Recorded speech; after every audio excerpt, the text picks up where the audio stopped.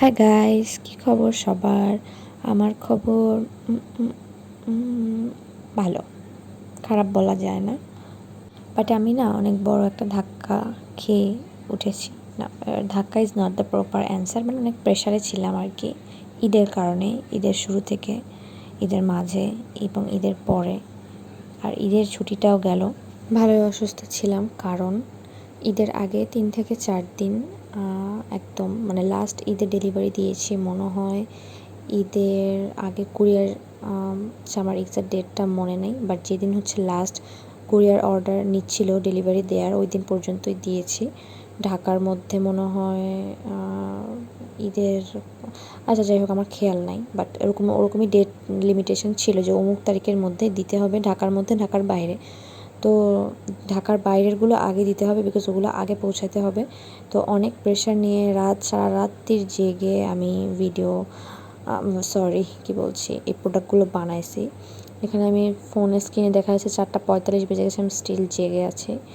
তো এই যে এগুলো রাতের কিছু ক্লিপস। আর আমি এবার ভেবেছিলাম যে এবার ঈদ ব্লগটা, সুন্দর একটা ব্লগ করবো, যেখানে ঈদের কাজ, ঈদের দিন, ঈদের সময় সব কিছু থাকবে। বাট সামহাও সেটা হয়ে ওঠেনি। এই যে আম্মু আমাকে ভাত খাইতেছে, বিকজ আমি সারা রাত্রির জেগে আমি খাইতে পারি নাই নিজে, পরে আম্মু খাওয়াইতেছে, বিকজ আমি তখন এত প্রেশারে ছিলাম। আর আম্মুও তখন জাস্ট ভাত, আলু ভর্তার ডালে রান্না করছে আর আমাকে খাওয়াই দিছে। এই যে 5টা বাজে, তখন কিন্তু রাত। এই যে ডোরেমন ঘড়ি আমার। আর এটা কাজের ফাঁকে এমনি মামা বিস্কুট খাচ্ছি। তো ঈদে এবার অনেক নতুন কাজ হয়েছে, অনেক কাস্টমাইজেশন হয়েছে। পুরোনো কাজ তো ছিলই, সব মিলিয়ে কালার কাস্টমাইজেশন ছিল, ডিজাইন কাস্টমাইজেশন ছিল।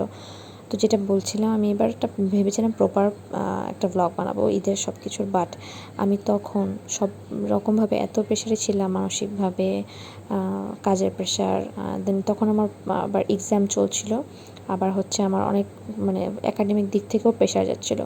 তো এমন টাইম গিয়েছে যে আমি কাজ করছি, ওদিকে আবার অ্যাসাইনমেন্ট করছি, ওদিকে আবার মানে এক্সাম দিচ্ছি, আবার কাজ করছি, এরকম একটা ব্যাপার গিয়েছিলো। তো এই কারণে আমি অনেক প্রোডাক্টের ভিডিও ক্লিপ করে রাখতে পারিনি। তো এভাবে আসলে প্রচুর মানে এরকম প্রেশারে আমার আর কি দিন যায় নাই, যে ওই টাইমগুলোতে আমি যেমন প্রেশারে ছিলাম আর কি ওভারঅল। তো কাজ সেরে লাস্ট ডেলিভারি দেওয়ার পরে মতলব গট ব্রোক, মানে ওভারঅল আর কি। তো এই যে আমি মেহেদি দিই না, তো আমার মাকে দিয়ে দিয়েছিলাম তখন, সাথে একটু ছোটো। আর এটা যে ঈদের 4th দিনের খাবার, ঈদের টানা 3-4 দিন খালি এগুলোই খাওয়া গেছে, দাওয়াত টাওয়াত থেকে শুরু করে। তো এই পিঠাপুলি বানানো চলছে ঈদের পর থেকে এ পর্যন্ত। তো এই তো এখন হচ্ছে এই নববর্ষের কাজ করছি। আর এই এই মা বাজারে গেলেই মাকে আমার আবদার, এই বিস্কুট নিয়ে আসো, ওই কেক নিয়ে আসো, এই মামা ওয়েফার নিয়ে আসো। হ্যাঁ, আমি হলো ছোটো বাচ্চা। হ্যাঁ, আমার বাসার ছোটো বাচ্চার চেয়েও আমি ছোটো বাচ্চা, কারণ আমার এগুলো খাইতে অনেক ভালো লাগে। মানে হাবিজাবি খাইতে আমার অনেক ভালো লাগে ছোটো থেকেই, মানে আমার টাকা এখানেই চলে যায়। তো আমার মনে পড়ে যখন আমি ছোটো ছিলাম, তখন আমি প্রতিদিন বিকালবেলা আমাদের বাসার সামনে গলি দিয়ে যে সোজা একটা দোকান ছিল, এরকম চিপস বিস্কুট আর কি, এরকম দোকান যে থাকে না সেগুলো। তো আমি 10 টাকা, 20 টাকা, 30 টাকা নিয়ে যে এরকম মামা ওয়েফার আমি ছোটোকাল থেকেই খাই, এটা মামা ওয়েফার নিয়ে আসতাম, তারপর হাবিজাবি যা পাইতাম নিয়ে আসতাম। এটা আমার প্রতিদিনের রুটিন ছিল, এগুলো না খাইতে পারলে আমার না ভালো লাগে না। আমার এখন একটা সমস্যা হচ্ছে, মনের মতো বিস্কুট পাই না, কোনো বিস্কুটই আমার মনে ধরে না। বাট ছোটোবেলায় এক সময় আমি এমন বিস্কুট খাইতাম, বাসায় আমার নাম ছিল বিস্কুট খাগ্গা, মানে ও যাই হোক, একটা বিস্কুটের বাটা খুললে ওইটা একদিনেও ফিনিশ করে ফেলতাম, এরকম ছিল আমার অবস্থা। যাই হোক, এই সেটটা হচ্ছে ওই নববর্ষের জন্য করাটা, অনেক সুন্দর, সামনে থেকে বোঝা যাচ্ছে না, ভিডিওতে কিছুই ভালো বোঝা যায় না। এটা ছিল এক আপুর অর্ডার, ঈদের পর প্রথম ডেলিভারি এটাই দেই। এইটা হচ্ছে বিদেশি পার্সেল, আপু বিদেশ যাবে, এ কারণে তাড়াহুড়ো করে দেয়া, ঈদের পরপরই বানিয়ে। তো আমাদের এখন প্রায় বিদেশি অর্ডারই বেশি থাকে।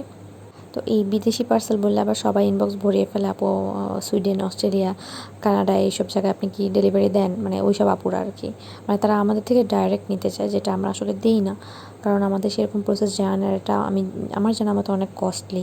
তো দেখা যায় প্রোডাক্টেরই 4-5 গুণ বেশি হচ্ছে কি ডেলিভারি চার্জটা যাবে, তো ওটা তো আর তারা দিবে না। তো এটা আর কি আমরা করি না, আমরা হচ্ছে। আর এরা যারা বিদেশি মানে বলতে বোঝাচ্ছে, এটা তাদের রিলেটিভসের মাধ্যমে নেয়, তাদের ধরুন আত্মীয় যাচ্ছে বিদেশে, তাদের থেকে নেয়, বা তারা দেশে ঘুরতে আসলো সেই টাইমে নেয়, এরকম ক্লায়েন্ট আমাদের বিদেশি ক্লায়েন্টগুলো আর কি। তো আপনারাও চাইলে এভাবে নিতে পারেন।